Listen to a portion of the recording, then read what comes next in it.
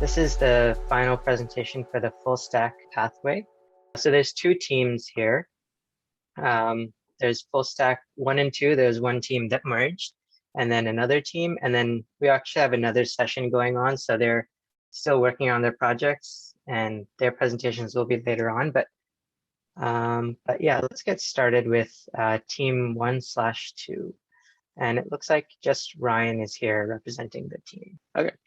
So, hi, I'm Ryan. I will be representing full stack team 1 and 2. And our plugin was a Discourse reply voting plugin. So a little bit about the project management, and this was handled by Sean and Hannah. We used a variety of different tools to help us manage this project that included using Zoom for meetings, GitHub for development and cooperation, and Discourse and Slack for communication. Here's a little glimpse of our plugin. As you can see, each of the different replies has up and down vote arrows. Eventually, the replies are sorted by how many upvotes or net upvotes or downvotes that it has. How we built this, ultimately, we came to divide our development into 3 different parts. So the front end side, the database, and the back end. Starting with the front end UI by Mien and Yikit. Their main role was creating the vote buttons that you saw for each of the replies, displaying the correct vote count, and then shading and deshading in the arrows whenever a user voted or if they changed their vote. Some challenges that they faced was getting data from the backend to display the vote count correctly. This also was re-rendering updated vote counts after the user had voted. There's also some issues with styling the icons that we used in each of the replies as SVGs and toggling classes in the class list. Another thing on the front end side was routing, mainly trying to get the information from the backend. So my main tasks for this were setting up the routes between the front end and the back end, basically just making sure that if I sent a request to the backend, I can get whatever information I needed.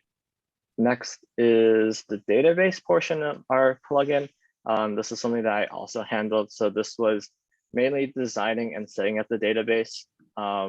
So this was involved talking with our backend team, seeing what kind of data do we want to store in the database, how do we want to format that data, and really what functions do we have built in for the backend team to use. I have worked with traditional databases using like SQL and stuff, but using the plugin store, we wanted to use the plugin store, which is something that I definitely had to adapt to in terms of like designing a database around and what we stored.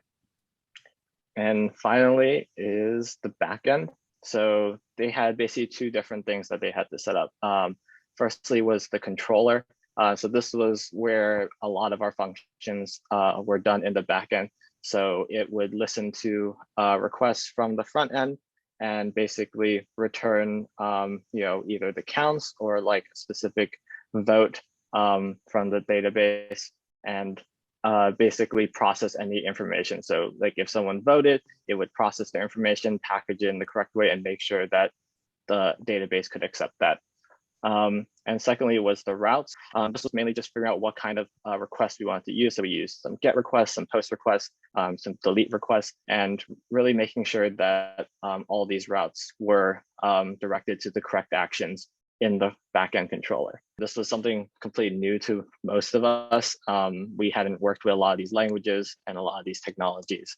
And so it was definitely a large learning curve for all of us.